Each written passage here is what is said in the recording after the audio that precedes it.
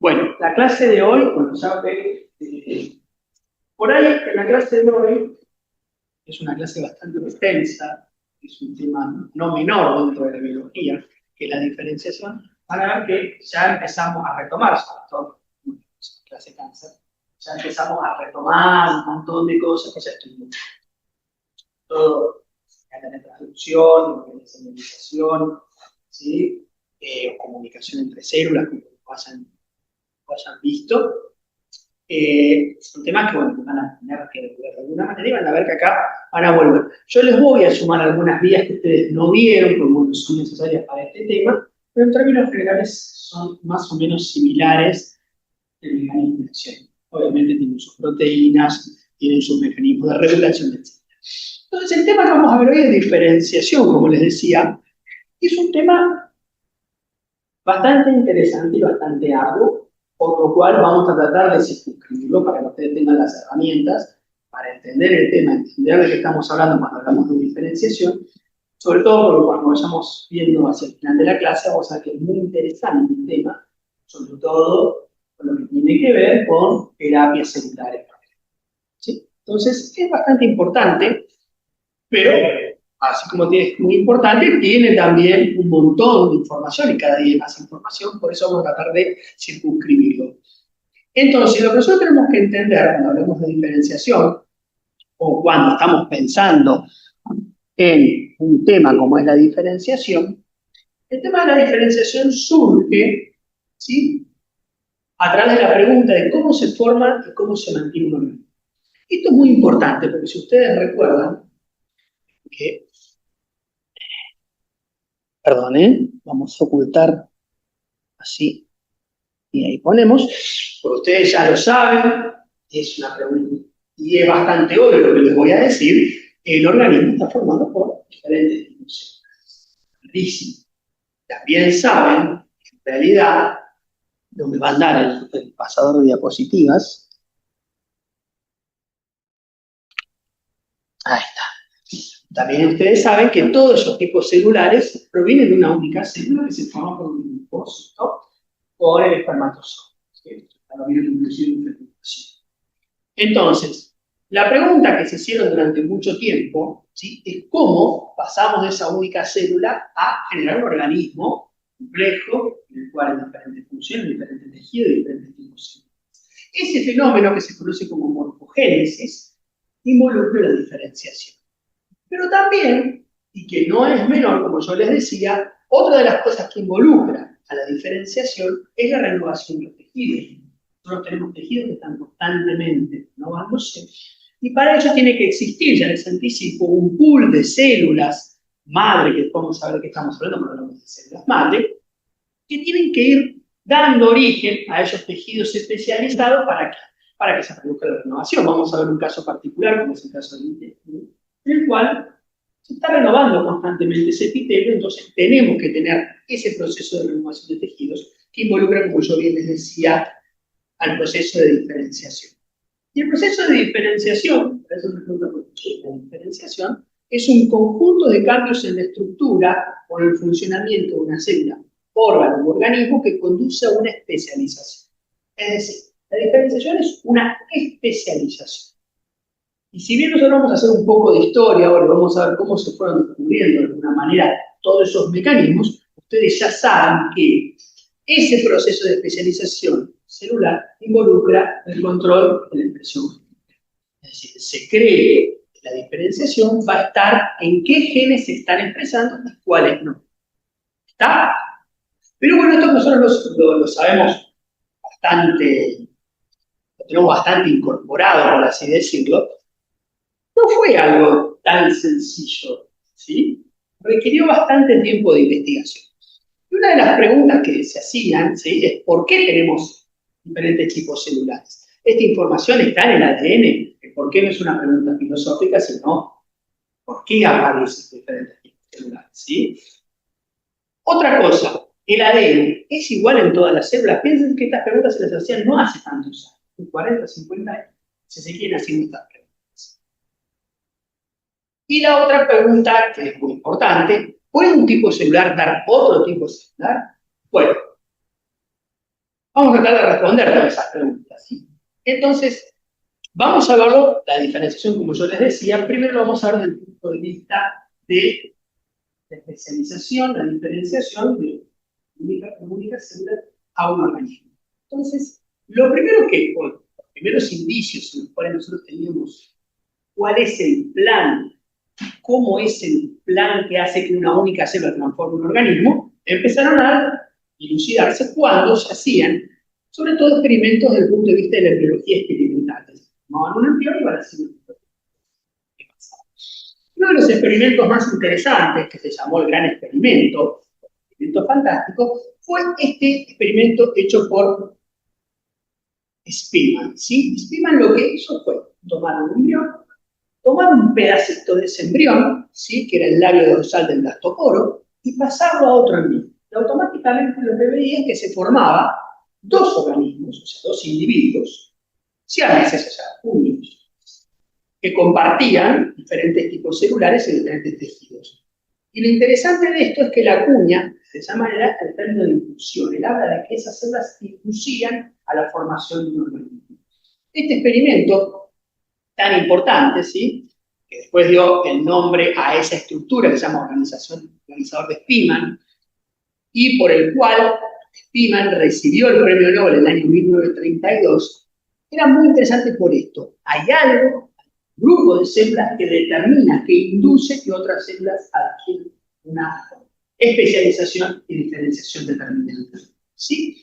Acá hay una historia bastante interesante. Spearman trabajaba con Mangold. Mangold era su asistente, que estaba haciendo investigaciones con él, pero Mangold no recibe el premio Nobel. ¿Saben por qué no recibe el premio Nobel? A pesar de que ella hizo el experimento. Mangold muere en un accidente porque explotó de estufa. El premio Nobel no se da post-mortem.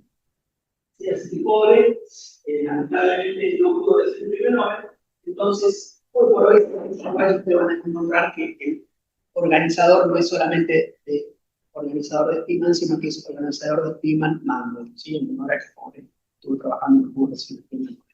Bueno, y otro experimento que después va a volver a aparecer este señor, que falleció hace muy poquito, el 7 de octubre falleció, ¿sí? A los 92 años, es John Burdon. John Burdon hizo un experimento que vamos a ver en conjunto con quién le dieron el premio Nobel, compartió el premio Nobel con otra persona, lo vamos a ver al final de la clase. Hizo un experimento sumamente interesante, como yo les decía, en el 2014 recibió el premio Nobel. Él tomó ovocitos de Xenopus lavis, que es una rana, y tomó también células intestinales de un rana. Lo que hizo fue sacar el ovocito del núcleo y ponerle el núcleo de la célula del intestino del rana. ¿Y eso qué hacía? Generaba un organismo. Entonces fue la primera vez que se demostró que el núcleo conserva toda la información genética para dar un organismo. Es decir, que existe una totipotencialidad, ¿sí? Y que evidentemente lo que hay una reprogramación nuclear, porque yo estoy tomando un núcleo que pertenece a una célula intestinal y puede dar todo. Esto fue importantísimo. Imagínense que estábamos preguntándonos si el ADN cambiaba, si se conservaba el ADN, si estaba toda la información en ese núcleo. Entonces, una cosa muy importante era, bueno, perfecto, estamos hablando de anfibios.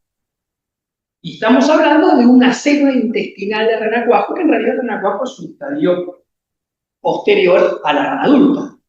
Entonces, esas células que él tomó en realidad son células que no están completamente diferenciadas.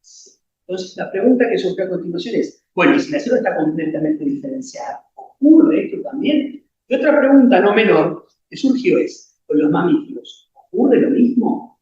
Bueno, ustedes son jóvenes, pero cuando yo tenía más o menos la edad de ustedes, estaba ingresando a la facultad, pasó algo que revolucionó completamente la ciencia y que se hablaba todo el tiempo de eso, que fue la primera clonación de un animal, de un mamífero, ¿sí? Dolly. Yo no creo que son muy jóvenes, pero fue el primer mamífero clonado. ¿Sí? El 5 de julio, fíjense, del 96, yo estaba terminando el año, no estaba acá, soy tan viejo. Entonces, bueno, en Escocia, Ian Wilmut lo que hizo fue clonar por primera vez un mamífero a partir de una célula del organismo adulto. Y para hacer un poquito de memoria, nada más para que ustedes vean, fíjense lo que hicieron este grupo de investigadores fue ¿sí? Lo que se llama la transferencia de un núcleo de una célula somática. Entonces, lo que hicieron fue tomar una célula del tejido mamario de una especie particular de oveja, Aceta, Dorset, tomaron esas células, las cultivaron, y lo que hicieron después fue agarrar y tomar el núcleo, en realidad lo que hicieron fue transferir el núcleo a un ovocito fecundado de una especie, pero de otra raza. Scottish Blackface, o sea, la de cara negra. Entonces, ¿qué hicieron? Tomaron ese ovocito, le quitaron el núcleo, un ovocito fecundado, tomaron a esa célula de la cual habían cultivado, le dieron un impulso funcional, le dieron un impulso eléctrico. Y con ese impulso eléctrico se funcionaron. Es un experimento que tiene muy poca potencia de éxito, puede ocurrir. Lo que hicieron fue directamente tomar esa nueva célula que habían generado con el citoplasma del ovocito, junto con el núcleo de la célula de la oveja adulta, y agarraron y ¿qué hicieron? Lo inyectaron en una madre adoptiva. ¿Sí? Fíjense que de una oveja cara negra terminó dando una hija, así se dieron cuenta que era de la otra raza. Y esa fue Dolly, y fue el primer animal clonado. Entonces, de vuelta, esto era muy importante, ¿por qué? Porque a partir del tejido adulto, un mamífero, se podía generar un mamífero genéticamente idéntico. ¿Sí? Entonces, una de las preguntas que hicieron, bueno, ¿es idéntico los núcleos de los donadores? Y otra cosa importante que ustedes lo habrán escuchado nombrar. Esto es muy interesante. La edad de Dolly, ¿cuál era? La de la oveja de la cual obtuvieron la célula, o tenía la edad de un recién nacido. O sea, ¿qué pasó? ¿Se resentió el núcleo en ese sentido? Y otra cosa, ¿es un animal sano? Sí. Yo había leído que las células tenían la misma edad que la edad personal. Entonces, es por eso que vivió tan poco tiempo. No y no. Eso es lo que se dice. Pero técnicamente, lo que son los telómeros, lo correcto, se vuelven a alargar. ¿Sí? Y acá entramos en un gris que no vamos a discutir acá. Si quieren, un día hacemos una clase de clonación y hablamos del tema. Hay casos en los cuales se alargan los telómeros, hay casos en los cuales los telómeros permanecen cortos. Hay un montón de ejemplos en la bibliografía de que algunos se encuentran una cosa. Técnicamente, Dolly, según lo que es la bibliografía aceptada y publicada, no tenía la edad del adulto, sino que tenía la edad al cual le correspondía por haber nacido y haber criado. Y muere, ahí empieza toda una historia, porque muere de una infección respiratoria. Entonces, durante mucho tiempo se creyó que esa infección respiratoria fue más susceptible por ser un animal clonado. Pero algunos dicen que no tiene nada que ver, la muerte fue natural. Pero, por eso, para toda una clase esto, pero un cachito, ya que lo preguntan, hacemos un cachito. Yo les pongo esta pregunta, si el animal es sano. Bueno, hay casos en los que se ha visto que el animal clonado no es tan saludable. Y otros casos en los que no tiene ningún tipo de problema. La verdad es que ustedes van a encontrar la misma cantidad de bibliografía de los dos lados. Lo que sí está aceptado, y es bastante interesante, es que se suele ver que hay obesidad en los animales. No se sabe. Pero bueno, esto es un paréntesis, no tiene nada que ver con la clase. Entonces, hay algunas cuestiones de que el animal no necesariamente es exactamente igual que el animal original. Hay cuestiones epigenéticas posiblemente que se sigan manteniendo. Entonces, es un campo todavía descrito. ¿Sí? Y otra cosa que surgió, otra pregunta sumamente interesante que surge imagínense, si técnicamente yo les estoy diciendo que lo que estoy necesitando es un núcleo. O sea, el ADN conservado, pero ¿es necesario que la célula sea viable para yo clonar un animal? No hace falta. Les cuento que hay experimentos en los cuales se han clonado animales a partir de pedazos de carne congelada, ni siquiera congelada a temperaturas, como decía, a menos 196 grados con microorganismos líquidos, sino simplemente ponerlos en el freezer a menos. Se han hecho experiencias y sobre todo poniendo tejido adiposo en la cual se ha podido clonar. Así que técnicamente podríamos estar clonando, mientras obtengamos un núcleo de ADN, podríamos obtener un clon único. Lo cual es bastante perturbador. Y lo que les iba a decir, bueno, acá ya les mostré un montón de cosas que es ético, no es ético, clonar, como siempre les digo, yo me muestro como la semiología celular y molecular no es una clase de ética, pero charlaremos cada cual tiene su visión. Y bueno, fíjense qué interesante, porque Dolly inclusive tuvo hijos. O sea, tuvo hijos, ahí tuvo un hijito, otros 3 tuvo, y un día Dolly la quedó. ¿Sí? Y así, si ustedes van al Museo de Ciencias Naturales, creo que es en Escocia, pero no recuerdo bien dónde está Dolly embalsamada. Y como se ve que la bañaron bien, todo para ponerlo. Y bueno, Dolly falleció, como yo les decía. Algunos decían que había fallecido por ser un animal clonado, pero en realidad aparentemente murió por una infección y que no necesariamente al ser clonado tuvo más preponderancia a contraer esa enfermedad. Bueno, fíjense que al día de hoy estamos hablando, esto ocurrió en el 96, fíjense cómo han ido creciendo, bueno, han clonado ratones, vacas, cabras, cerdos, gatos, caballos, mulas, ratas, perros, bulones, ciervos, búfalos, camellos, etc. No, prácticamente un montón de animales junto con mamíferos, sobre todo. Y fíjense qué interesante que yo se los pongo en negrito, una mula. ¿Por qué es interesante clonar una mula? ¿Qué es la mula? Es un híbrido entre caballo y burro. Entonces, todos los años existen un montón de animales híbridos en la naturaleza, pero ¿qué tienen? No son fértiles. Entonces, yo puedo tener una mula, pero esa mula no puede dejar descendencia. Entonces, una forma de multiplicarla sería clonar mula, calculo que tendría por ese lado el experimento. Bueno, decir miles, ¿sí? Entonces, evidentemente la información para generar un organismo está en el núcleo. ¿Estamos de acuerdo? Está en el núcleo, ¿no? Entonces, algo tan complejo que tiene diferentes tipos celulares y espacialmente se organiza, ¿cómo puede ser que algo que esté contenido en un núcleo pueda hacer eso? Bueno, es bastante interesante y hay algunos mecanismos por los cuales las células van diferenciándose y todo va a tener que ver sobre todo con la ubicación espacial que necesita. Pero lo vamos a ver más. Simplemente para que ustedes recuerden, cuando nosotros hablamos del cigoto, estamos hablando del ovocito que se fusionó con el espermatozoide, formando el cigoto y dejando ese cuerpo polar, ¿sí? El ovocito se transforma en óvulo justo después de la fecundación, y en ese momento ocurre un proceso de segmentación que es una división muy rápida a nivel celular, en la cual se van duplicando las células, ¿sí? Pasamos de una única célula a 2, etcétera, etcétera. Fíjense acá abajo tenemos la típica microscopía, el contraste de fase, donde se ve cómo se va duplicando ese cigoto, y llegamos a un estadio de mórula, que es cuando tenemos aproximadamente 8 y 16 cigotos, es una mórula, es una presa, una mora, ¿sí?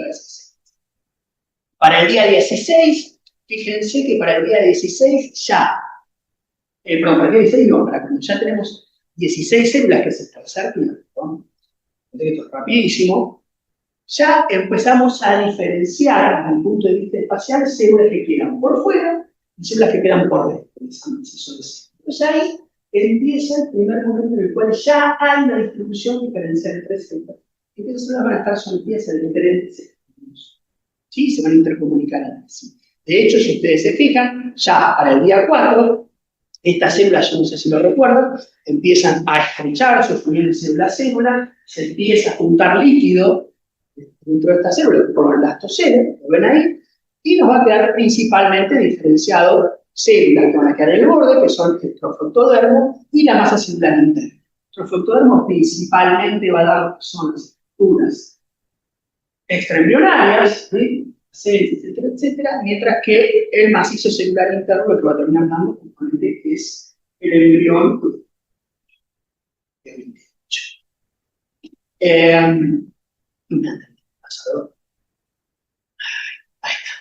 Entonces, yo lo que quiero que ustedes vean es que ya al tercer día ya hay un destino y una localización. Ya no es lo mismo.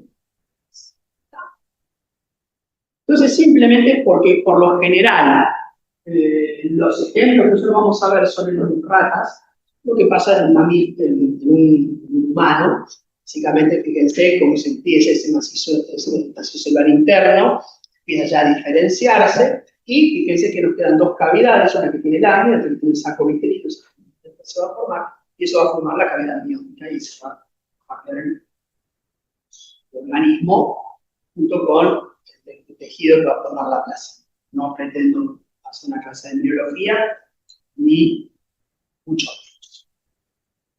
Entonces,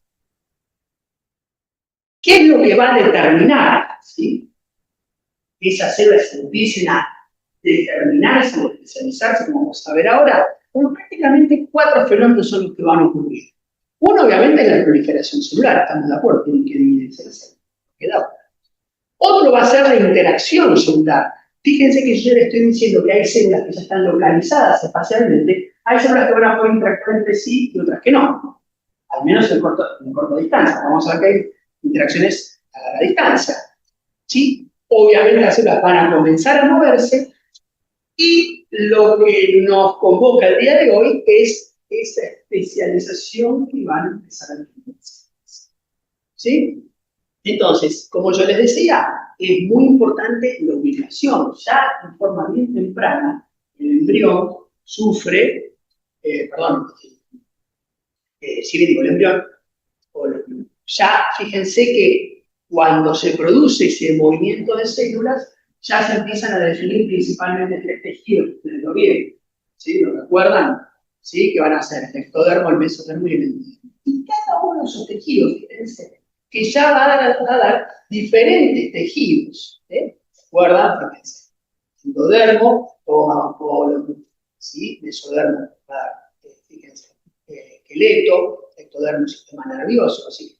Ya tempranamente hay una localización diferencial, y esa localización diferencial ya va a condicionar, va a determinar que esas células van a dar tejidos especiales, no cualquier cosa. ¿Sí? Entonces ya, fíjense que nosotros estamos hablando de una determinación celular. A muy temprana edad del desarrollo embrionario, nosotros ya tenemos una determinación celular. Es decir, hay determinadas células que van a ir a un tejido especial y no a otro. ¿Sí? Esto va a implicar, ¿qué cosa? Para que algo esté determinado, para que tener una determinación, va a tener que tener lo que se llama una memoria celular, es decir, la célula de alguna manera yo voy a tener que fijarla en ese tejido específico del cual lo formamos. A pesar de que tenga toda la información, ¿estamos de acuerdo? Porque la ADN de todas las células es el mismo, técnicamente. Entonces, la información está. Lo importante es cómo se determina esa información.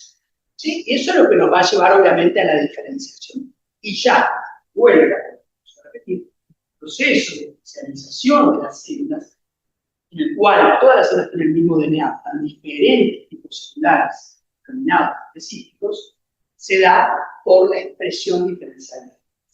Entonces, cuando nosotros hablamos de expresión diferencial de genes, tienen que tomar, vamos a tomar algunos conceptos, no todos, tienen que retomar las clases, recuerdan, de control de la expresión génica. Bueno, todo eso que estaba ahí entra acá. ¿Sí? Entra acá. ¿Cómo se determina? Y obviamente, si yo les estoy diciendo que las células ya empiezan a tener una organización determinada, a empezar a tener una determinación celular determinada, quiere decir que las células empiezan a perder potencialidad. Es decir, ya estamos hablando de un tejido, el cual nosotros ya diferenciamos por la gastrulación, ectodermo, mesodermo y endodermo. Claramente ya las células del endodermo técnicamente no podrían darse nada. Y eso se da por la pérdida de la potencialidad, que es por la expresión diferencial de genes. Vamos a ver cuáles son los mecanismos. Ahora bien, simplemente para homologar un poco los términos, porque al final se usa el término de pluripotencialidad, totipotencialidad, etcétera, etcétera. Entonces, esto para que a ustedes les queden más o menos organizados los términos, ¿sí? Cuando nosotros estamos hablando, recuerden, ¿sí?, del cigoto que se va dividiendo hasta generar un embrión, ¿sí? Vemos que claramente hay divisiones, que hay ya una localización. Entonces se definen diferentes términos. Los términos que se van a definir principalmente, yo se los pongo acá, ¿sí? Es la totipotencialidad. Una célula es totipotencial, quiere decir que yo la saco, técnicamente podría desarrollar un programa completo corporal de un organismo. ¿Sí? ¿Cuándo son las células totipotenciales? Fíjense, hasta 2 y algunos casos dicen 4 células. O sea, ya cuando las células sufren una segunda división, ya la totipotencialidad se pierde. Después tenemos la plenipotencialidad, que sería en los estadios de módula temprana y temprano, en la cual ya las células no van a poder dar todos los tejidos, es decir, no van a poder generar un organismo, así decirlo, un programa de formar un organismo completo. Y después vamos a tener la pluripotencialidad, que es cuando ya llegamos al blastocito. Fíjense que las células aisladas pueden dar todo o la mayoría de los derivados del epiblasto, o sea, ya estamos hablando de un tejido en particular, pero es incapaz de generarse un plan corporal integrado, es decir, yo no puedo generar el trofectodermo. Entonces, fíjense cómo la potencialidad de las células se va perdiendo a medida que empezamos a transitar al proceso de morfogénesis y va aumentando qué cosa, la diferenciación. Todo esto es una introducción, ustedes ya se darán cuenta que es un poco de repaso. Entonces, fíjense qué interesante, porque yo puedo tomar, como les decía, células pluripotenciales, cultivarlas y ponerlas ¿dónde? Ponerlas en un blastocito. Y esas células que yo pongo en un blastocito, en otro blastocito, van a integrarse al macizo celular interno. Y fíjense que va a dar lo que se llama un ratón quimérico. Un ratón que tiene células de dos orígenes. Y lo interesante es que, fíjense, el pelaje es así. ¿Por qué? Porque como estamos en un estado de pluripotencialidad, esas células que si nosotros agregamos a otro organismo van a ir a parar todos los tejidos. ¿Sí? No sé, bueno, hace tiempo ya que lo damos, pero cuando uno habla de un ratón bravo, cuando ve una cruza, uno hace un ratón knockout, pasa algo parecido. ¿Por qué? Porque lo interesante es que, fíjense que yo acá tengo una célula, paréntesis de vuelta, yo puedo tomar estas células, hacer una modificación genética a esas células son del macizo interno, con lo cual no puede dar un organismo, o sea, no son totipotenciales, yo les puedo hacer una modificación genética, la pongo dentro de un blastocito de otro ratón, dejo que se integre, yo tengo el ratón quimérico. Y este ratón, ¿qué tiene de interesante? Que sus gametas van a estar constituidas tanto por las células originales del blastocito como por las células que yo incorporé. Entonces, yo cruzando esos ratones después, sí puede haber un individuo que viene exclusivamente de la generación de gametas a partir de estas células modificadas. Y así es como se selecciona un ratón, no cabe. ¿Sí? Puedo hacer la selección. No sé si lo vieron este año eso. Sí, lo lo mencionaron. Pero bueno, ¿eso por qué? Porque las gametas van a venir tanto de estas células como de estas células. Entonces, si yo engancho el espermatozoide en un ovocito que vinieron de acá, listo, lo cruzo, técnicamente tiene material genético modificado y genera un ratón completamente homocigota y con todas sus células con la mutación que yo lo quisiera. Cuando yo hablaba también, por ejemplo, de un ratón GT que se ve todo verde, entonces sí, se modifica una célula que yo tomo el macizo celular interno, lo como un ratón y después selecciono. Podría ser nada. Bueno, a ver. Entonces, ¿está claro? Estamos claros, estamos de acuerdo que dependiendo de la localización donde está la célula, le va a pasar una cosa o no. Va a depender de su entorno. Y toda esa información está contenida, como habíamos dicho, dentro de la célula. Entonces, fíjense, qué interesante.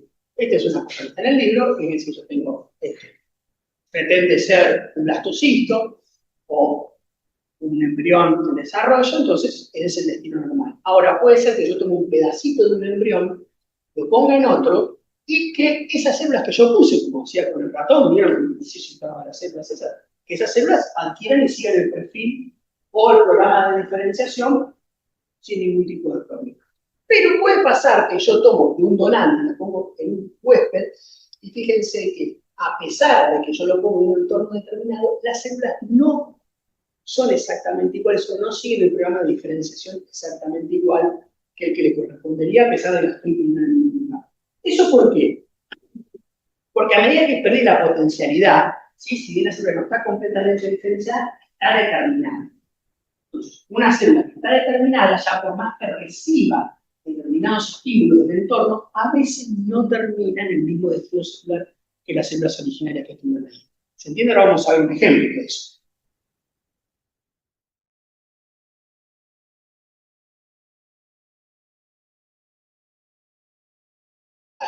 Fíjense este ejemplo. ¿Qué se hace? Se toma células, en realidad es tejido mesodérmico, de la zona de la pata. Y eso se inserta ¿dónde? En donde está la yema del ala. Entonces, técnicamente, yo estoy poniendo células que están indiferenciadas, entre comillas, de la pata, ¿sí? Vean que cuando está en el contexto de la yema, del ala, que tiene que formar el ala, no. ¿Qué forma? Forma las garras del pie. Es decir, que esas células ya estaban determinadas a ser garras del pie. Entonces, eso es la determinación celular. Las células primero están totalmente totipotenciales, después empiezan plenipotenciales, pluripotenciales, y ya después llega un momento que si bien no están diferenciadas, están determinadas. Y por más que yo le dé un estímulo para que sea ala, ya están determinadas a ser células del pie. Y esto es muy importante porque fíjense que lo que me está diciendo es que si bien yo tengo una señal del entorno que es similar, pero da una respuesta diferente. ¿Sí? Entonces, ¿de qué depende? ¿O cuáles son esas señales que hacen que una célula se determine y se diferencie a algo determinado? O un tipo celular determinado. Bueno, vamos a ver. Entonces, lo primero que se vio hace muchos años, recuerden que yo siempre les dije que esto empezó como una, como les había dicho, esto empezó todo desde el punto de vista de la embriología experimental. Entonces, vamos a comparar cómo eran los embriones. Y lo que veían es que los embriones, fíjense, sea de un pez o sea de un humano, no se ve, un humano, si se fijan, son bastante parecidos. Entonces, eso llevó a suponer, imagínense que acá estamos también en los albores, en el principio de las teorías evolutivas, que se empieza a hablar de la evolución, llegó una teoría, ¿sí? Que la teoría de la recapitulación, hecha por Ernest Haeckel, ¿sí? Que dice que la ontogenia recapitulaba la filogenia. Entonces, este grupo de científicos y de biólogos o de embriólogos lo que decían es que la evolución se daba por el agregado de etapas durante el estado embrionario. O sea, el organismo menos complejo tenía un periodo embrionario y a medida que se iban agregando temporalmente pasos durante el desarrollo embrionario se complejizaban los organismos y se evolucionaban. Y es una teoría que está buenísima porque si ustedes se fijan, los animales más complejos, vamos a hablar de evolución, no decir que un virus no se funciona con una mano, porque es mucho más sencillo que se reproduzca y ande y siga perpetuándose en el tiempo, pero desde el punto de vista de la complejidad es cierto, los animales más complejos tienen más tiempo de desarrollo embrionario para nuestro cuerpo, ¿sí? Entonces estaba bastante buena la teoría, pero no. Después cuando se empezó a analizar, se da cuenta que en realidad el desarrollo embrionario no era exactamente igual a esta teoría de estar vigencia, pero estaba buenísima porque era una forma de explicar la evolución. Pero sí pasó algo, que la maquinaria molecular entre organismos es muy diversa. Es decir, que su mecanismo, si bien puede tener diferentes pasos, tiene bastante biología. De hecho, existen proteínas homólogas. Fíjense este caso. Un ratón, este es el cerebelo, cuando se le hace un knockout de esta proteína, increíble, no importa cuál, no tiene cerebelo, pero si yo a ese ratón le expreso la proteína gay de drosófila, recupero la formación del cerebro. ¿Qué quiere decir? Que esa proteína está en la mosca, es homóloga y cumple las mismas funciones que un ratón, pero es mucho más, un organismo superior. ¿Está? Y de hecho, para bien de ustedes, no son muchas las moléculas y las vías de señalización involucradas en el desarrollo embrionario. Es decir, es un proceso conservado desde el punto de vista molecular, pero que en combinación es muy complejo, pero si ustedes se fijan, estas son las señales involucradas en la inducción. Es decir, ¿se acuerdan que yo les había dicho? Una célula es el entorno y ¿se acuerdan cuando yo les había dicho del largo sal del lactopolo, que eso generaba la aparición de un nuevo renacuajo, como estuve hablando al principio de la clase? Bueno, ese labio inductor, esas células que están ahí, están produciendo moléculas de señalización. ¿Está? Entonces, dependiendo de dónde esté la célula, va a recibir determinadas moléculas de señalización. Y son estas, principalmente. Fíjense, receptores tirosina quinasa, ya los conocen. ¿Sí? Es decir, el mecanismo es una molécula, por lo general soluble, que lo que le va a dar es una activación, un receptor, tirosina quinasa, va a popular un factor de transcripción y siempre vamos a terminar modificando la expresión química, que es lo que determina la diferenciación. Bueno, que es se expresa en igual. Después vamos a tener otra superfamilia que tampoco la vieron, que son los de los TGF-beta, pero son muy similares desde el punto de vista de cómo es su mecanismo de acción, similares a los receptores de tirosina quinasa, nada más que en vez de fosforilarse tirosina, lo que se fosforilan son clorinas y serinas. Pero básicamente es muy similar, una molécula, receptor, fosforilación y activación por fosforilación. ¿Me van siguiendo? En el de cáncer vamos a retomar un poco ese porque hay una vía de señalización de TGF que es bastante interesante, es TGF-beta. Y después tienen otros que uno ya lo vieron, la vía de WNT, ya tiene presente, WNT que modulaba. ¿Se acuerdan? ¿Eh? Sí, pero ¿cuál era la vía canónica del WNT? ¿Cuál era la resultante? ¿Se acuerdan de la beta-catenina? La transición epitelio-mesén. Bueno, no importa. Exactamente. Quedaba ahí como factor de transcripción. Bien, ahora vamos a ver. ¿Sí? Entonces, fíjense, como que se acompaña de vuelta, es una molécula soluble que llega a un receptor y desencadena una señal, en este caso va de vuelta, va en este caso particular, a ver si lo puse, no importa, en este caso particular, lo que va a hacer es liberar un factor o estabilizar un factor. Pero también nos vamos a encontrar, ¿sí?, con otro que se llama Hedgehog, que es erizo, digamos que fuera Sonic, fuego, bueno, viene de ahí la proteína erizo, decirle así, que también, nuevamente, la función que cumple es unirse a una determinada molécula, un determinado receptor, y eso da la activación de una vía de señalización que termina en la expresión química. Y otra que es muy interesante, o sea, WNT y Hedgehog vamos a ver que son las dos vías por excelencia, lo que es el morfógeno, vamos a ver qué es eso, y tenemos la vía de Notch-Delta, que la vía de Notch-Delta es un poquito particular, ¿por qué? Porque la molécula de señalización no es una molécula soluble, sino que es una molécula que está unida a otra célula, entonces la interacción de delta con Notch hace que la vía de Notch se active, vamos a ver un poco más especial.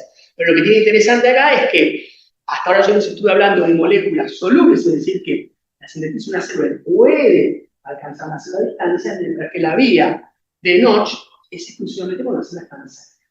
Fíjense que yo les estoy planteando todas moléculas de inducción que van a actuar a distancia o en proximidad. Y la combinación de todo esto es lo que nos va a dar la determinación de la diferenciación celular.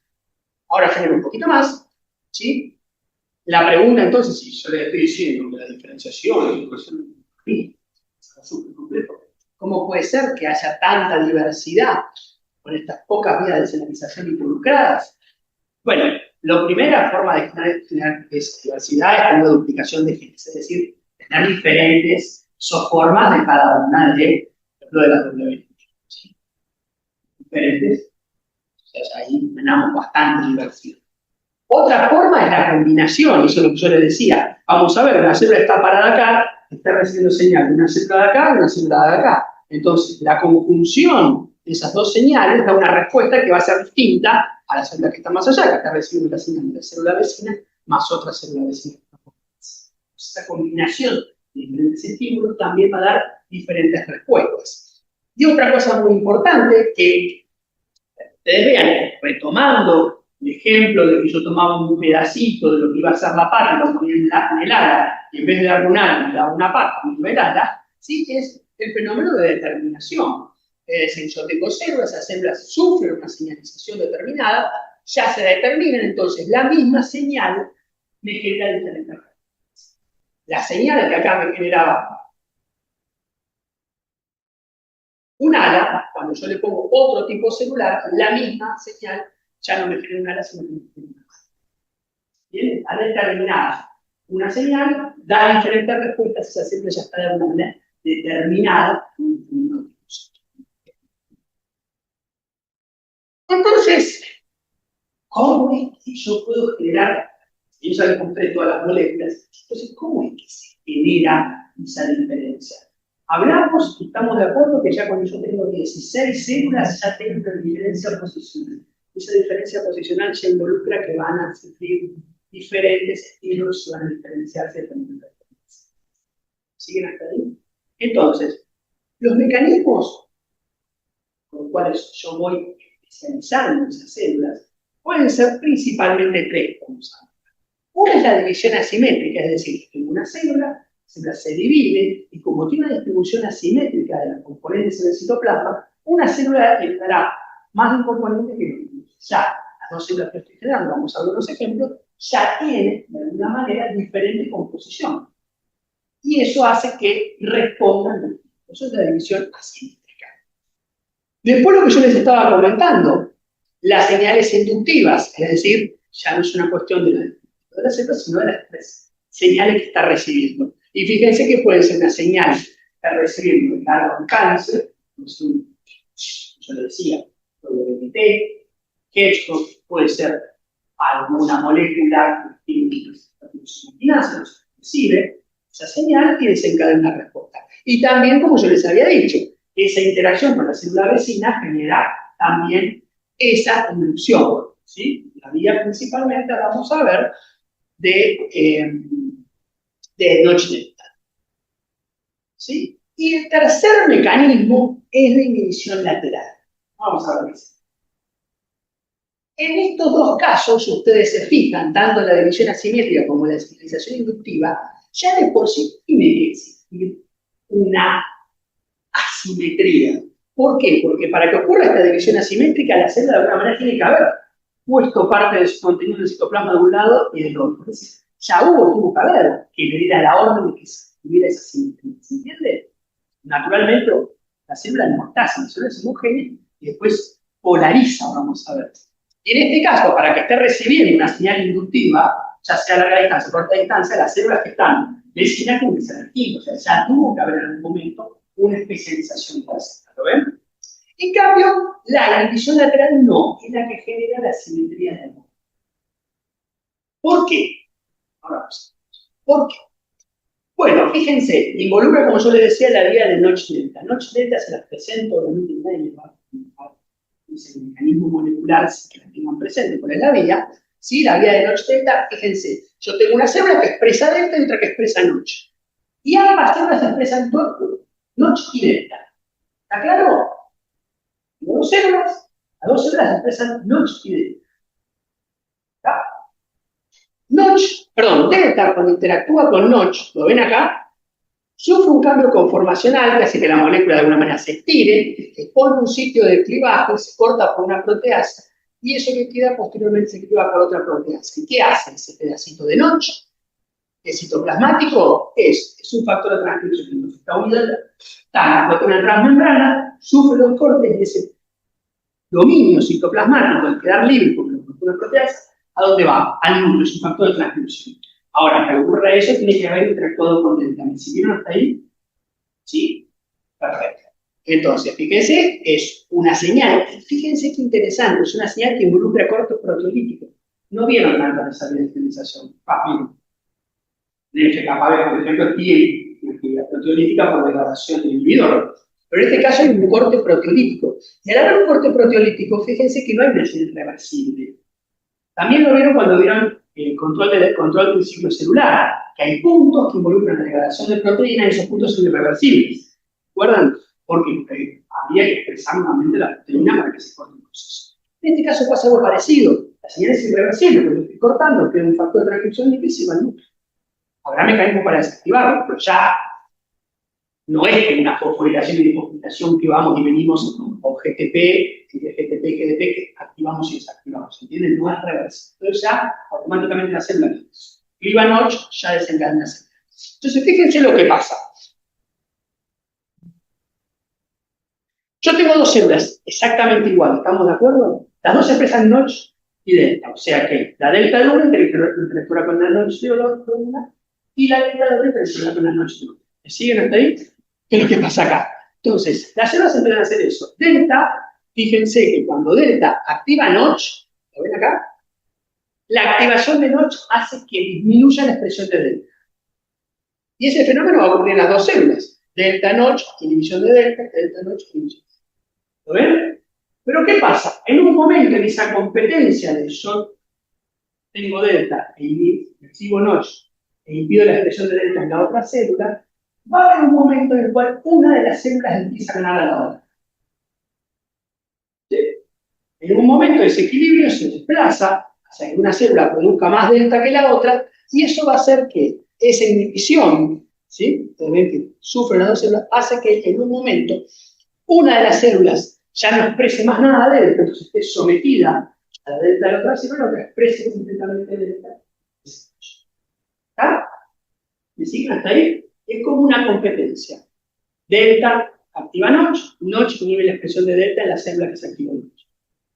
Es un feedback negativo, ¿lo ven acá? Una competición. Y en un momento una le gana a la otra. Y en ese momento que una le gana a la otra, ¿qué pasa? Yo tengo dos células distintas. Es generación. Este es como el origen de la simetría de todo. ¿Ven? Entonces, de dos células exactamente iguales, ya esa competencia, eso que se llama, ¿sí?, inhibición lateral, va a generar posibilidad. Y ahí empieza el proceso de especialización y determinación de las células.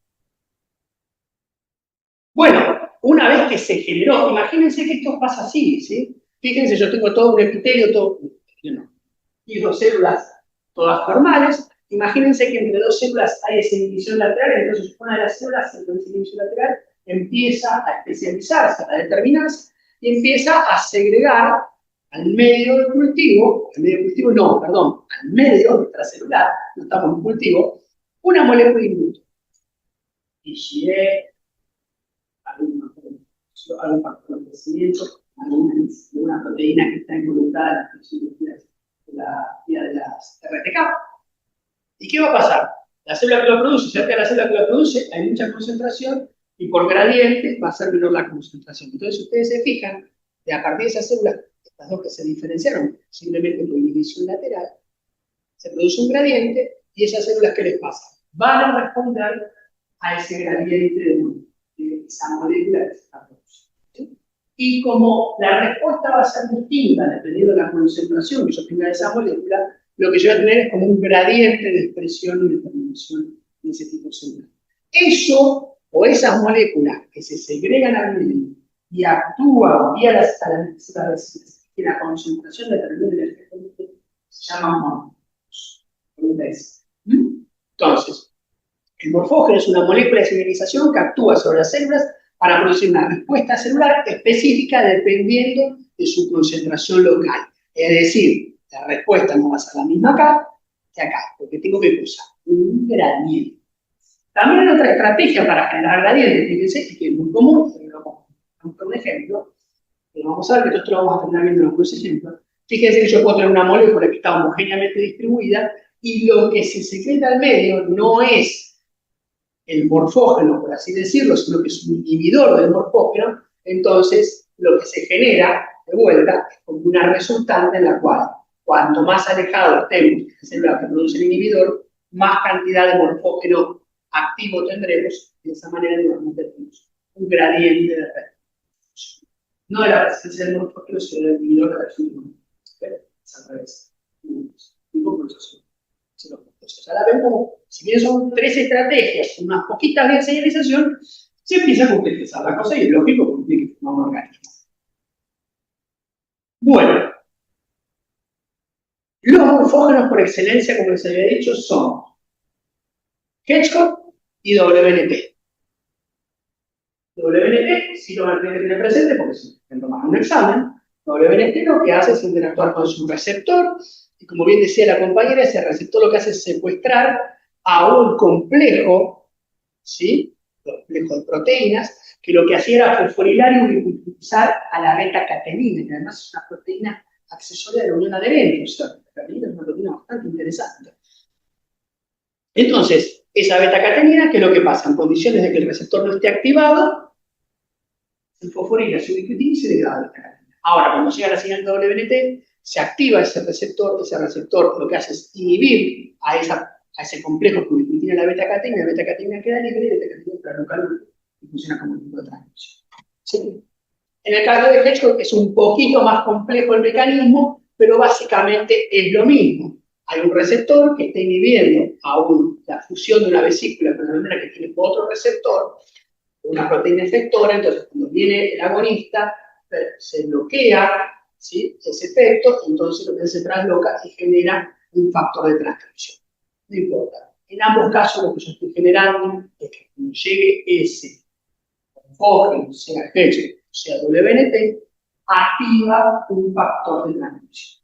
Por lo general desinhibe un factor de transcripción que estaba inhibido. ¿Sí? Fíjense acá que se produce una proteína que se llama 675 clivada, que es inhibidor de la transcripción, mientras que cuando se bloquea todo este complejo que activa esa proteína, está la proteína completita, y ahí sí funciona un factor de transcripción positivo. Es súper complejo, no vamos a entrar en detalle.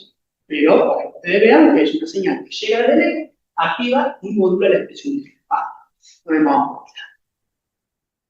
Pasemos al siguiente. Bueno. Experimento del morfógeno, para que ustedes vean simplemente, de vuelta. Muchos experimentos se hacían en organismos y después se vio con el mecanismo molecular. Fíjense que ustedes tienen la yema del ala, ¿sí? Y esa yema del ala da lugar, fíjense, los dedos del pulgar hasta el meñique en el ala del ala. Entonces lo que se hizo fue tomar esta región polarizada de la yema, se la sacó y se la pusieron en otro. Entonces fíjense lo que pasó. Como el gradiente se genera de acá para acá y de acá para acá, ahora fíjense, se generan 6 dedos. ¿Está? Porque el gradiente de los dos lados. ¿No? El gradiente es muy importante para generar la relación meñique-pulgar. Yo le pongo otro generador, un morfógeno, genera como 6 dedos. Fíjense cómo estas cuestiones y esas ideas de techo. Bueno, y solamente, entonces, si lo que va a importar es la concentración relativa del morfógeno en un determinado lugar, yo puedo modificar esas concentraciones de morfógeno con la función de un inhibidor, como les he comentado, pero también por un mecanismo súper interesante que es a través de modificar el flujo extracelular. Ustedes ya vieron en la clase de citoesqueleto que nosotros podemos tener cilios móviles, inmóviles, y hay un cilio particular, que son los cilios 9+0, es decir, me faltan, ¿sí?, en el centro ahí, microtúbulos, pero sí son móviles y tienen lineína, en las células nodales. Entonces, las células nodales, ¿qué tienen? Tienen un cilio que gira, ¿sí?, en forma contraria a las agujas del reloj. Entonces, ese cilio que tiene movimiento se produce, no importa, esto simplemente para que ustedes vean, se produce una proteína, un morfógeno que se llama nodal, y ese morfógeno, cuando las células ciliadas empiezan a girar, hacen que el morfógeno se vaya para un lado.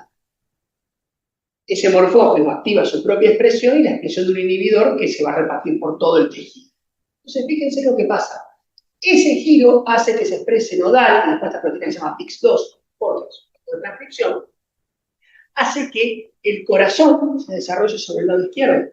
La simetría, básicamente, de los órganos internos del tórax, está dada por esos cilios que mueven y hacen que el gradiente de morfógeno vaya para un lado. ¿Cómo se descubrió esto? Bueno, se empezó a ver que había pacientes, algunos se llaman situs inversus. Mucha gente ni se entera. Un día se va a hacer la ecografía y en vez de encontrar el hígado del lado derecho, se lo encuentran del lado izquierdo. En algunos casos no tiene ninguna implicancia clínica.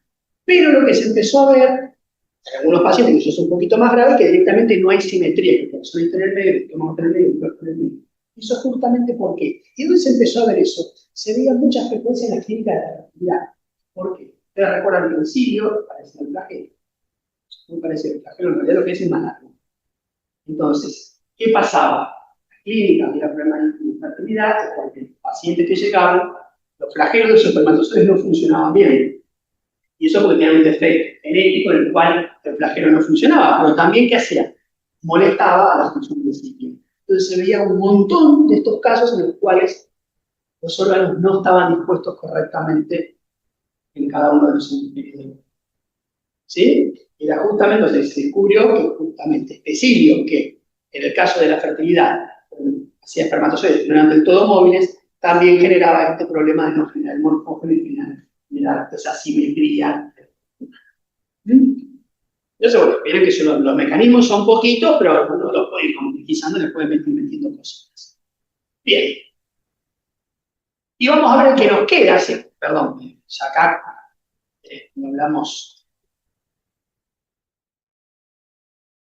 antes de pasar acá.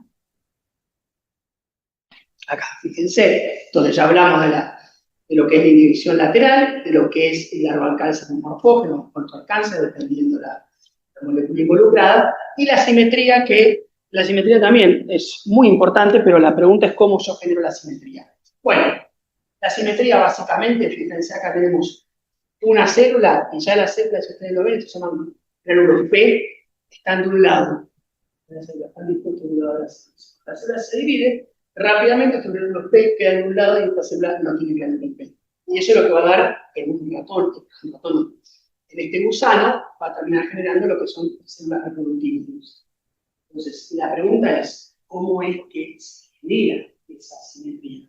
Entonces, muchas veces la simetría depende de la señalización extracelular y de un sistema que yo no voy a entrar en detalle porque me parece muy complejo para que ustedes lo vean, en el cual se activan determinadas moléculas en una zona que son distintas a las que se activan en otras. Fíjense, PAR3 se activa en la zona anterior, son muy importantes en la polaridad celular, y en la parte posterior se activa PAR1. Y si ustedes se fijan, la activación de PAR3 inhibe la activación de PAR1 y la activación de PAR1 inhibe la activación de PAR3. Entonces, esa activación hace que en un lado se active un complejo y se active otro. Las proteínas PAR están directamente relacionadas con la activación de proteínas que están relacionadas con la molécula. ¿Qué hago? Es llevar todos esos granulos a una determinada zona dependiendo de donde se estén activando esas moléculas dentro de la célula. Entonces, fíjense que ya en la primera división, en este gusano, ya tenemos dos células completamente distintas. Inclusive, fíjense que acá no sé si lo ven muy bien, esto para que ustedes lo vean en función del microscopio virtual que estuvieron viendo, el trabajo práctico. Fíjense que una de las cosas más importantes es que el uso mitótico está en perpendicular. O sea, hay una primera división y ya la segunda división, en este caso particular de la célula, va a ser así y en este va a ser así. Y eso ya va generando, como yo les decía, va generando que existan una configuración diferente de las células espacialmente. Y miren qué interesante, la célula que tenemos acá atrás expresa delta y WNT. Entonces, a esta célula le va a dar la acción de WNT, perdón, la acción de delta notch y acá la de WNT. Y eso hace ya que estén recibiendo dos células que están espacialmente bastante parecidas, diferentes señales dependiendo con qué células estén interactuando. Esto es muy complejo, el desarrollo embrionario. Un ejemplo, simplemente para que ustedes vean, esto es Xenopus de vuelta, la rana. Fíjense que yo tengo el ovocito, tengo homogéneamente distribuido todos los RNA, pero cuando llega el espermatozoide e interactúa, eso hace que se active una cascada de señalización que involucra actividad de miosina, la miosina con proteína, activa miosina, y esa miosina hace que, fíjense, el RNA mensajero de WNT11 vaya para un lado y este RNA de T, no importa cuál es, quede para acá. Y eso ya genera una separación de los RNA. Entonces generamos esa distribución diferencial dentro de ellas. ¿Me siguen hasta acá o están redondos? ¿Redondos? Bueno. Y fíjense que lo interesante de esto es que donde entra el espermatozoide, gracias a esa redistribución, termina generando, ¿sí?, lo que va a ser ventral y dorsal. Es decir, ya cuando el espermatozoide toca, hace una redistribución del citoplasma, y eso cuando las células se dividen, lleva diferentes RNA mensajeros, y eso va a dorsal y ventral. O sea, ya se está generando. Con la tocada del espermatozoide, con la fecundación, ya se está generando la polaridad del nitrogen. Bueno, ya pasamos. Vamos a pasar a lo siguiente. Entonces, hasta ahí vemos que estos mecanismos de diferenciación de la morfología. ¿Sí? Vimos cuáles eran las vías, cuáles son los mecanismos por los cuales se generan diferentes asimetrías, vimos los morfólogos. Entonces, ahora vamos a tratar de ver un poquito cómo es la renovación de los tejidos, que al fin y al cabo va a tener mecanismos parecidos a lo que estábamos viendo. Entonces, simplemente esto yo les muestro algunas cosas para mostrar algunas de las cosas que hacemos en la cátedra, ¿sí? Nosotros, fíjense, esto es un cultivo celular, nosotros le hacemos una herida, y fíjense este videito, fíjense cómo esas células que están en el borde ya dejan de ser células que están en el epitelio y empiezan a migrar. Ese cambio, para que la célula se vuelva una célula que tiene el epitelio que está cómoda, empieza a migrar, involucra que esas células empiecen o sufran un proceso de diferenciación. Ustedes ya lo vieron, eso se llama transición epitelio-mesénquica. Es una célula epitelial, adquiere características de células mesenquimáticas para que, para diferir características de célula migratoria, migra, cierra la herida y después se juntan, deberían nuevamente formar. Bien, a veces no, a veces le gana la fibrosis y se genera una cicatriz. Puede ser en la piel, puede ser en un órgano. Fíjense que estas células del borde que empiezan a migrar, esto fíjense, es un epitelio, yo le hago una lastimadura, una herida, y las células del borde expresan vimentina. Vimentina es una proteína propia de las células mesenquimales. Fíjense que las expresan las células del borde y no las de las células diferenciadas. Entonces, dentro de un mismo tejido, una herida, un estímulo, las células pueden sufrir un proceso de diferenciación. Obviamente, vamos a ver, no va a ser una célula totipotencial, pero con características de célula menos diferenciada. ¿Sí? Es decir, que existe un equilibrio de diferenciación y desdiferenciación en la célula. Y este es otro proceso de destrucción que, fíjense que ya vieron la apoptosis.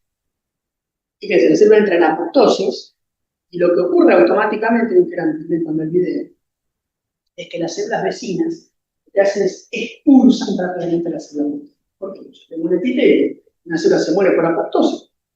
Está bien, se muere por apoptosis. Rápidamente la tengo que excluir ¿para qué? Para mantener la integridad del epitelio. Entonces las células tienen información, no son una cosa estática. Esto es simplemente una reconstrucción 3D, una microscopía de fluorescencia confocal, seccionamiento óptico, que ustedes se fijan que la célula muerta está por encima de la monocapa. La monocapa la expulsa. Esas son algunas cositas que yo les muestro que hacemos nosotros acá para que investigamos, a pesar de que crean que no. Entonces, vamos acá a partir de un concepto que es una célula diferenciada, vamos a un organismo con diferenciación, y ahora, para mantener los tejidos, yo tengo que separar que estén diferenciadas, que se estén diferenciando para mantener esos tejidos y generar, una regeneración de los tejidos. A ver. Entonces, y acá aparece un concepto muy importante, que prácticamente todos los tejidos tienen, inclusive el tejido nervioso que se pensaba mucho tiempo que no había, que son las células madre. ¿Sí? Las células madre son un tipo celular que tiene dos propiedades. Dividirse indefinidamente, es decir, se acortan los telómeros, lo cual es un problema también, vamos a ver la clase que viene, y tiene la capacidad de dar orígenes a otros tipos celulares. La célula madre tiene que poder dividirse indefinidamente y dar origen a una célula madre. Y nuestros tejidos, ¿sí?, tienen células madre. ¿Sí? Entonces, fíjense que una célula madre se va a dividir, va a dar dos células hijas, pluripotenciales o unipotenciales, dependiendo del caso, y ya sea ante una división asimétrica o una señal de inducción, ¿sí?, o una inhibición lateral, va a ser que una de las células se diferencie y la otra no. Lo importante es que siempre quede una célula no diferenciada, porque para mantener siempre la célula madre la original. De todas maneras, ya les anticipo que las células madre, si bien son células capaces de diferenciarse, están determinadas. No es que yo agarre una célula madre y la pongo en cualquier lado de la cualquier. ¿Sí? Durante mucho tiempo en la terapia génica lo que se hizo fue buscar células madre, pero muchas veces cuando las pasaban esas células madre, se las inyectaban Por eso es tan peligrosa la terapia génica, la terapia celular, que si no, porque te sacan células de tu cuerpo y no hay ningún problema. No, muchas veces la célula madre que yo tengo, la inyecto en otro órgano. No es que me genere el mismo órgano. ¿Se acuerdan lo que yo les decía? El ala y la pata. Y muchas veces hormonas que se llaman teratomas, que son tumores de diferentes tipos celulares, porque esa célula es una célula madre, está determinada. No va a dar cualquier cosa. Bien. Entonces, les voy a dar un ejemplo que después lo vamos a retomar. ¿Por qué? Porque lo vamos a agarrar cuando agarremos cáncer. ¿Sí? Entonces, fíjense, esto es una cripta del intestino delgado. Pero fíjense que en las criptas lo que se vio, o sea, en términos muy generales, hay una clasificación un poco más específica, pero en un intestino solo vamos a encontrar los enterocitos, que son los encargados de la absorción, las células caliciformes, porque sabieron que es una lipoproteínas, que hacen cubrir la bambosidad del tejido. Van a tener células enteroendocrinas, que lo que van a hacer es dar señales endócrinas en función de la respuesta del organismo, y también van a tener las células de pared, que son también células de tipo inmunodefensivas. Los cuatro tejidos que yo puedo encontrar en el mundo. Y si ustedes se fijan, ya hace muchos años, ¿sí?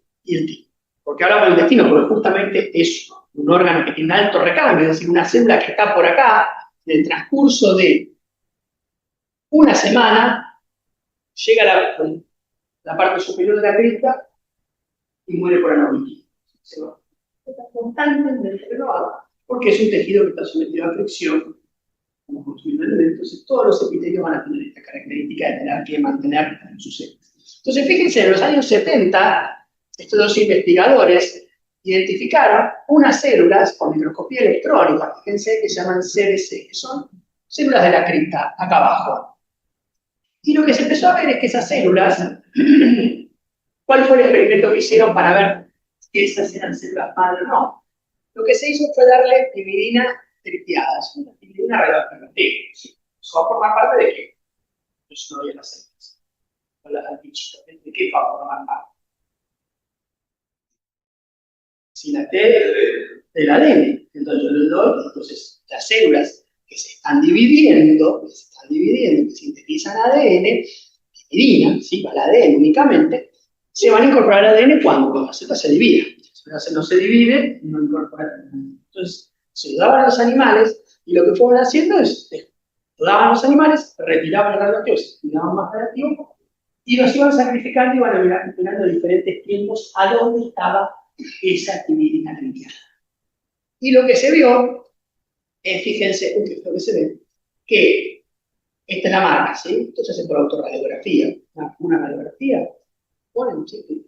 Entonces fíjense que a los 40 minutos la radiación estaba acá abajo y a medida que iban pasando los días, fíjense, acá y acá. Es decir, acá se llegó a la conclusión que las células que se dividen y que migran, van a formar parte de la cripta, después van a terminar formando parte de los enterocitos de diferentes tipos celulares, se dividían acá abajo.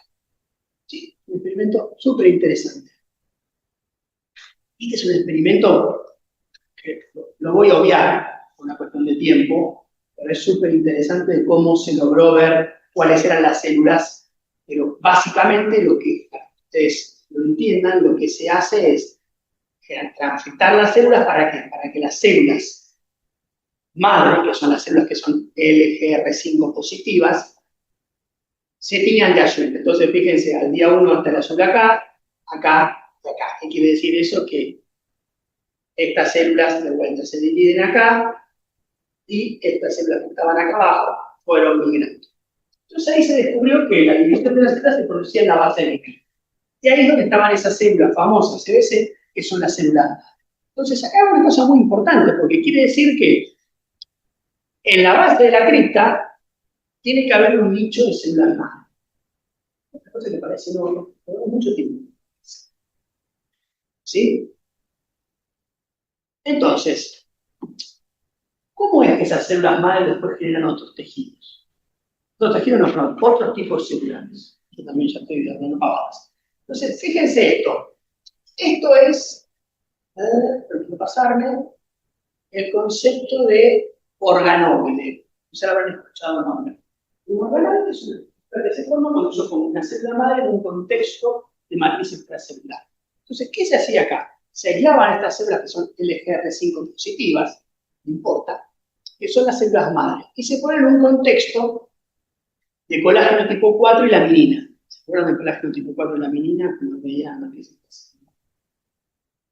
Entonces, yo meto esa célula y esa se empieza a dividir, y fíjense que empieza a formar esto que se llama un organoide. Y lo interesante es que después de 8 días, si ustedes se fijan, estos marcos son inmunofluorescencia, de fluorescencia, donde se marcan marcadores propios de cada tipo celular. Y este organoide tiene enterocitos, células caliciformes, células de pared, células endógenas. Es decir, yo hago una única célula madre, la puse en un contexto de una matriz celular y me generé los 4 tipos. ¿Cómo puede ser eso? ¿Sí? O sea, hay lo que se conoce como un proceso de automantenimiento y autoorganización. Entonces, trabajando con estos organoides, esto es muy complejo, que he sacado un paper para que ustedes vean, lo que fueron haciendo estos investigadores es, en el organoide, agarraban y ponían inhibidores o agonistas de diferentes vías de señalización. Fíjense que esta Notch, WNT, ¿sí? Más conocida, después hay otras más que no vamos a entrar en detalles, pero eso bien que dependiendo cuál de esas vías de señalización estimulaban o inhibían, podían hacer que el organoide se enriquezca en diferentes tipos celulares. Es decir, que con la combinación de esas pocas moléculas que ustedes ven ahí, ya se pueden generar los diferentes tipos celulares. Voy a pasar rápidamente, directamente al ejemplo. Acá. Entonces, fíjense, ¿qué es lo que pasa y qué es lo que pasa en el nicho? En el nicho de la célula madre, están ahí abajito tranquilos. Yo, fíjense, tengo qué cosa, tengo stem cells. Entonces, una de las cosas que ocurre, ¿qué va a pasar? Tengo stem cells. Primero que va a haber inhibición lateral, es decir, una célula va a competir con la otra respecto de noche y negra.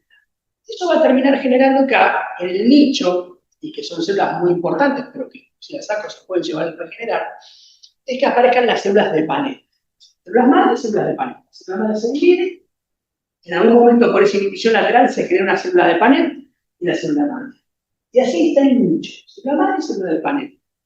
Entonces, pensado en el contexto del organoide, pensado en el intestino, dentro del tejido, fíjense que también tengo tejido conectivo. El tejido conectivo también empieza a jugar en ese proceso. Entonces, fíjense, podemos pensar en el tejido conectivo, las células de pared, generan WNT, y además otra proteína que se llama espondina, no importa, espondina, perdón. Entonces, lo que va a hacer la célula de pared y los telocitos del conectivo generan WNT. El WNT activa la vía WNT y lo que hace es mantener a la célula madre indiferenciada. ¿Está? Entonces, la célula de panel lo que hace es decir, no, vos sos célula madre, sos célula madre, sos célula madre. Dividir todo lo que vos tenés. Después, las células madres que se dividen empiezan a migrar, ¿sí? Fíjense lo que yo les decía, la célula de panel tiene delta sobre notch, entonces hace esa inhibición lateral. Entonces, la célula de panel es muy importante para que la célula madre siga siendo célula madre. Y después, eso lo vamos a ver ahora, lo que empieza a ocurrir es que las células se empiezan a dividir, por otros mecanismos empiezan a migrar, no voy a entrar en detalle, pero fíjense que hay un gradiente de WNT. La célula de panel está abajo, los telocitos están abajo, o sea que a la medida que la célula se empieza a dividir y empiece a subir por la cripta, ¿qué le va a pasar? Va a haber menos WNT.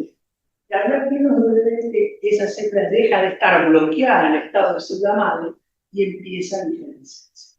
No es solamente la falta de WNT, sino que también va a aparecer otro gradiente, fíjense, de una proteína que se llama BMP, que es la familia de TGF-beta, y lo que va a hacer es disminuye los niveles de WNT y aumenta los niveles de TGF a medida que la célula avanza. Entonces, ¿qué va a hacer?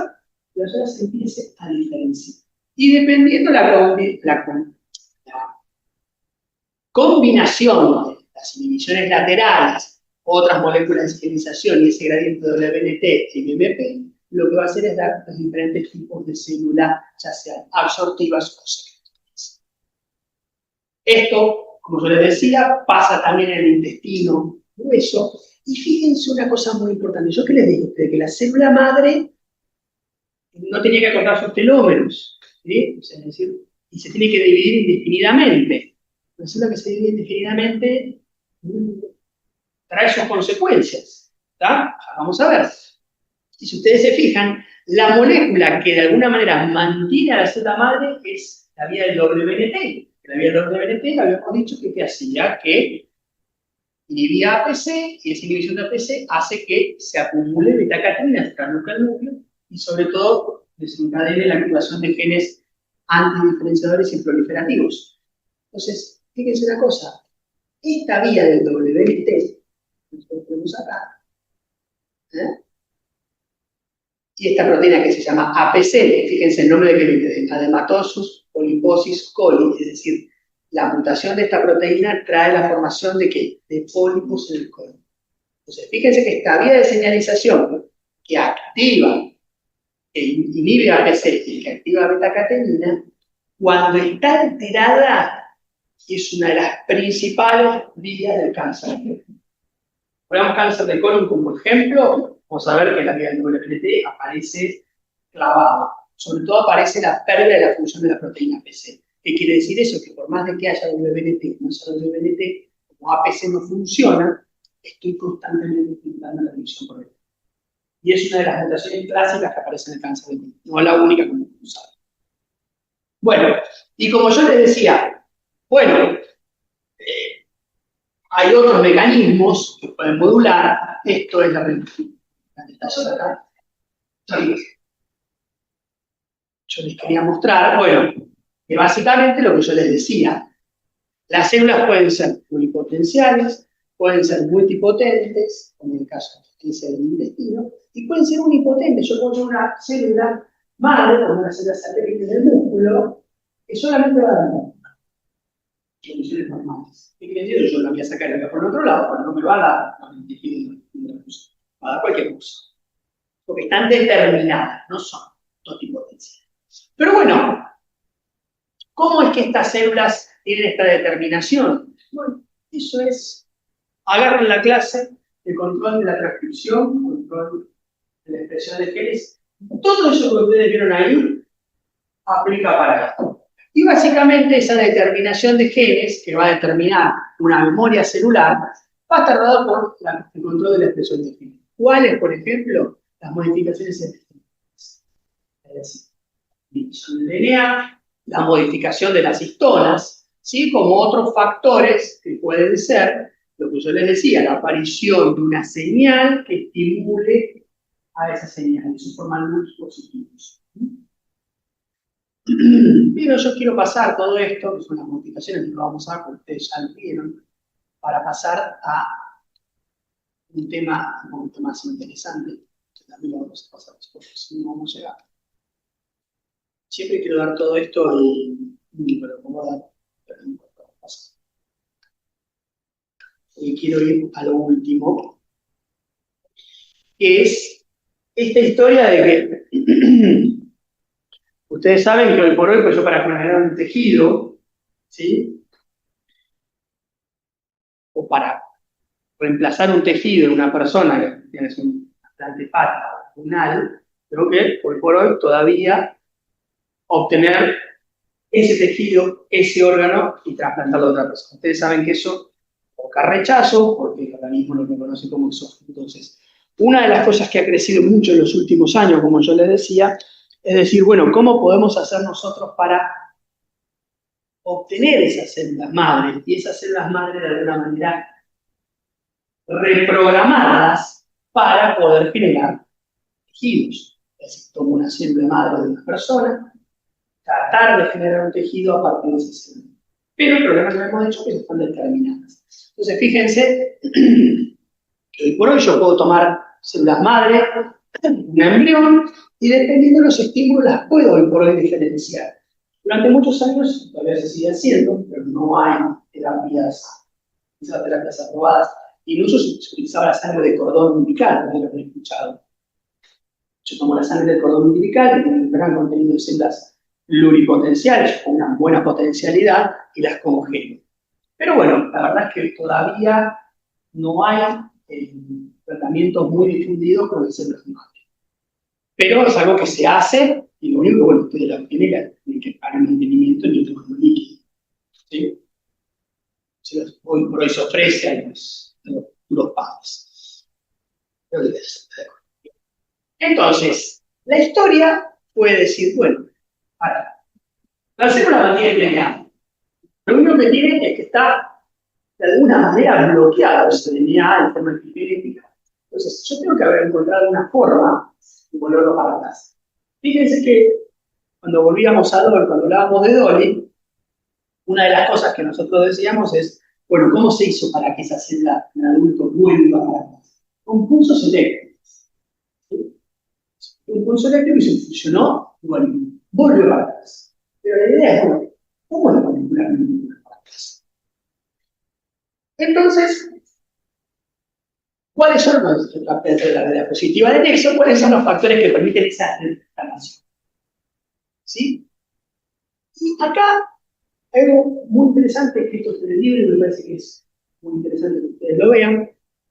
Me voy a tomar el tiempo que queda en explicar cómo se hizo este experimento, porque es muy interesante y utilizan herramientas que ustedes conocen. Fíjense, este trabajo dice que se pudo inducir la pluripotencialidad de células de embriones y adultos de fibroblastos de embriones y adultos de ratón, con determinados factores. Entonces se sabía que había algunos factores de transcripción que están expresados en las células madre. ¿Sí? Entonces, estos investigadores, que si ustedes se fijan son dos, pero les va a sonar por el nombre de Yamanaka, los factores de Yamanaka, lo que hicieron es decir, bueno, tomaron 24 candidatos de esos genes que estaban expresados en células madres, ellos creían que de alguna manera podían ser los factores de transcripción que desbloqueaban esos núcleos determinados. ¿Sí? Entonces, fíjense, hicieron un sistema bastante interesante, sencillo, en el cual ellos saben que hay un gen que se llama FX15, no importa, que se expresa en células madre, en células toxicodependentes. Entonces, ¿qué hicieron estos ratones? Ellos directamente reemplazaron parte del gen, que fíjense, el promotor corresponde a un promotor que se activa en células madre. ¿Siguen hasta ahí? Entonces, adelante de ese promotor, ¿qué pusieron? Un gen que se llama beta-G, que es el gen que le da a las células resistencia a la neomicina, E418, ¿se acuerdan? Entonces, una célula puede expresar lo que le va a dar resistencia a la neomicina, y además una beta-galactosidasa, que la beta-galactosidasa tiene una yo le pongo un sustrato de 600. Entonces ellos hicieron un ratón con esas características. Entonces, ¿qué va a pasar en ese ratón? Las células de ese ratón, cuando estén en estado célula madre, tendrían que ser resistentes al antibiótico y tenían que ser azul. Eso fue lo que hicieron. Entonces agarraron, hicieron el ratón este que tienen ustedes acá, y lo primero que corroboraron, obviamente, que las stem cell eran resistentes al G418 y las células no stem cell eran sensibles al 418. Y agarraron los fibroblastos de ese ratón, tanto embrionario como adulto, y ¿qué hicieron? Le transfectaron genes. Hicieron, fíjense, este es un vector viral, retroviral. Entonces le metían el gen expresado constitutivamente de factores. ¿Cuáles? 24. Primero le expresaban de algún factor, no pasaba nada. O sea, la célula nunca le presentó de esa manera. Y después empezaron a meter, bueno, combinaciones, 10 factores, y ahí empezaron a ver que cuando combinaban los factores, las células que no eran stem cells se volvían stem cells. ¿Por qué? Porque se volvían resistentes al antibiótico. Y el esquema lo hicieron simplemente mirando el crecimiento de las células y la morfología. Es decir, afectaban las células, se veían si crecen el 418 y la morfología, que es una morfología característica esférica, que es lo que le da la característica de stem cell. Así hicieron el estudio. Y después, probando y probando y probando, encontraron que los 4 factores que determinan que una célula sea stem cell son OC, SOX, KIF4 y MYC. Es decir, cuando esos 4 factores están activados en una célula adulta diferenciada, yo la mando para atrás en estado sin diferencia. ¿Sí? Y eso fue lo que llamaron los factores OSKM o los factores de Yamanaka, investigador principal que llevó a cabo la investigación, o los genes reguladores maestros. Y esos 4 genes que están expresados, yo puedo desdiferenciarlos. Obviamente, fíjense que después lo hicieron a esto mismo con fibroblastos humanos. Tomaron fibroblastos y hicieron que se diferencien los fibroblastos en una forma diferencial. Bueno, Yamanaka recibió el premio Nobel en 2014 por esto, porque demostró cómo células maduras pueden ser reprogramadas a células pluripotenciales. Y fíjense también con quién compartió el premio Nobel. ¿Se acuerdan de uno? Yo se lo nombré al principio de la clase, que había agarrado el núcleo del cuajo, lo había puesto dentro del ovocito del Sinopus. También lo premiaron con el premio Nobel, porque en realidad fue el primero que demostró que un núcleo programado se puede reprogramar. Se dieron el premio Nobel a los dos. A ver si no. Entonces, simplemente para que ustedes vean, los genes estos tienen la particularidad de activar su expresión, es decir, el OX hace que todos los genes de Yamanaka, sobre todo fíjense, OX4, OX4 y SOX2, hacen que se expresen, que estimulan su propia expresión, lo que hace que se desencadene ese fenómeno de diferenciación. Y fíjense qué interesante que a medida que se tomaban esas células se empezaron a evaluar qué cosas pasaban, y fíjense que hay remodelación. Fíjense que hay remodelación de cromatina, histonas acetiltransferatas, es decir, se empiezan a activar todos esos mecanismos epigenéticos que habían de alguna manera determinado el núcleo ese para que no se fíjense, empieza la expresión de microRNA, que yo no lo nombré de tiempo, pero los microRNA son muy importantes. Entonces, fíjense que después de un tiempo, solo menos que un 1% de las células va a una célula madre. Pero esto es muy importante porque por primera vez estamos diciendo, yo puedo tomar una célula de un adulto, llevarla al estado embrionario. Y si recuerdan, yo esas células embrionarias o stem cell inducidas, conociendo los factores de diferenciación, puedo llegar a diferenciarlas a un tejido, ¿no? Y a un tejido, a un órgano propio para el paciente al cual yo le tuve las células. ¿Sí? Bueno, esto hoy por hoy es completamente en estudio. Fíjense, yo puedo tomar células de paciente, como les decía, expresarle esos factores de transcripción, y con esas células puedo obtener células para generar tejido e inyectárselo al paciente, pero también puedo, por ejemplo, generar organoides y estudiar en esos organoides diferentes patologías, diferentes tratamientos, y poder incluso diseñar un tratamiento a medida en función de la respuesta de las células de ese paciente. Hoy por hoy, chicos, esto está en completo desarrollo, y mi misión al final de esta clase, de la que viene, va a ser decirles que esto que ustedes están viendo acá, el profesional que tiene que estar en esto involucrado, es el bioquímico de la infancia. ¿Sí? Estas son cosas que se hacen hoy, y tenemos que meternos el chip en la cabeza que todo lo que sea terapia, todo lo que terapia, ¿no? Que célula, cultivo, es potestad del bioquímico y también del farmacéutico, como vamos a ver la clase que viene. Ya les adelanto, estoy haciendo este speech motivacional, que los fármacos que se vienen, chicos, los fármacos que se vienen son casi todos fármacos biológicos. Siguen existiendo las moléculas, las cuales yo las formulo, las moléculas orgánicas que yo las formulo. Sí, por hoy me referiría con el riesgo de perder un brazo, a decir que el 90% de los estudios clínicos son moléculas biológicas. Son cuerpos modificados, son factores de función, son siRNA. Bueno, hasta hace muy poquito, ustedes vieron, la vacuna para COVID era una PN modificada. ¿Quién tendría que estar haciendo el control de calidad de la producción de eso? Un farmacéutico. Entonces, ¿cuándo ustedes van a ser farmacéuticos? ¿Van a ser todos bioquímicos? ¿O farmacéuticos? Bueno, váyanse metiéndose en la cabeza que esto es lo que existe. Los estudios clínicos son todos moléculas biológicas. Y esto es lo que va a producir. Si yo puedo crear un órgano a partir de un tejido, les recomiendo mucho que vean este video que ya está un poquito viejo. Pero este señor, que es un peruano, trabaja en Estados Unidos, Antonio Atala, lo que les va a mostrar es que él imprime en 3D un tejido. Este señor imprimió una vejiga en 3D que se la puso un paciente, un paciente pediátrico, y el paciente pediátrico pudo desarrollar su.